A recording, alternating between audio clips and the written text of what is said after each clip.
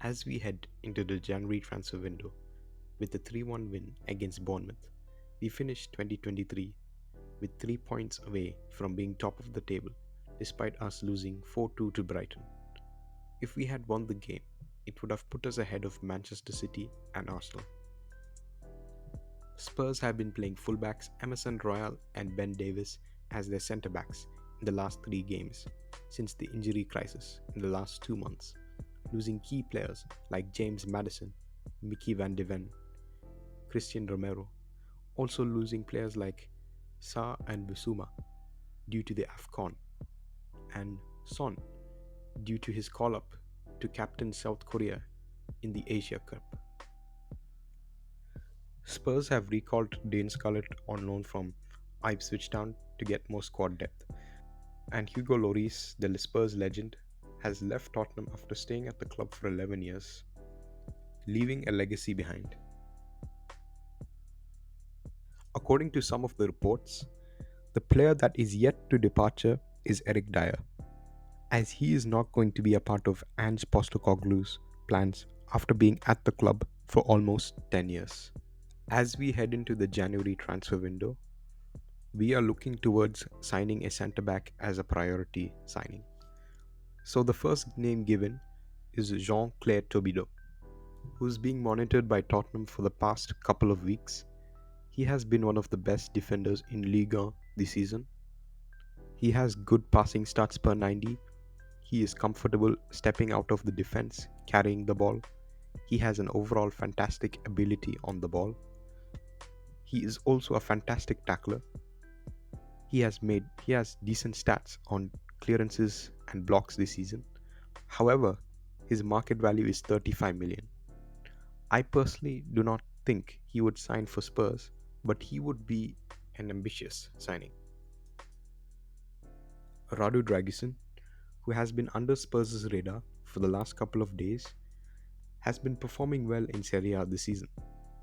He is the most aerially dominant centre-backs in the Serie A. Also, in his previous game for Genoa, he has scored against Inter Milan. He has also played in Juventus with Bentancur and Kulusevski when he was 18 years old.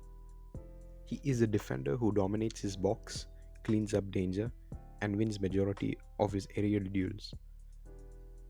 However, his passing stats are not that impressive, but his ball carrying ability is fantastic. He would be a good signing as he is valued at 20 million euros. With 21 years of age, he has the room to improve and become a proper Ange Postecoglou centre back.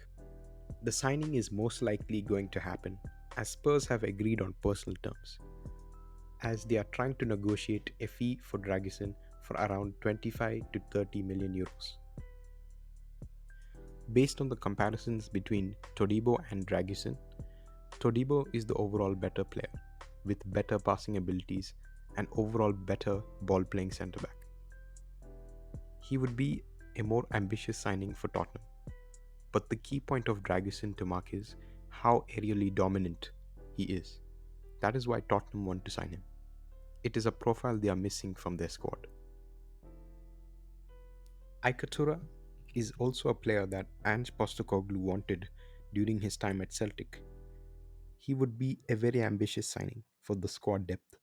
He is brilliant on the ball, he is composed, versatile, and can play either side in defense. His market value is 15 million euros. The next rumored signing is Conor Gallagher, who could be sold in January for a fee of 40 million euros. He fits perfectly into Ange Postecoglou's system, but I wouldn't understand why to sign Gallagher, as he would be competing for the spot with Sarr for the midfield spot, playing as an 8. Tottenham do have sufficient squad depth in the midfield when Bissouma and Sarr leave for AFCON. Tottenham could have a midfield of Maddison, Bentancur, and Kulusevski, with Bentancur operating as a 6 and Kulusevski playing as an 8. Like we have seen in the Sheffield United game, where he shifted from right winger to a centre midfielder playing as an 8. He ended up playing really well in the final minutes of the game, scoring the winner and playing really well in that position. Tottenham's transfer list for left wingers are players like Jota, who used to play under Ange Postecoglou at Celtic. I wouldn't know how well would Jota do at the Premier League, trying to adapt, but he would be a decent squad depth option.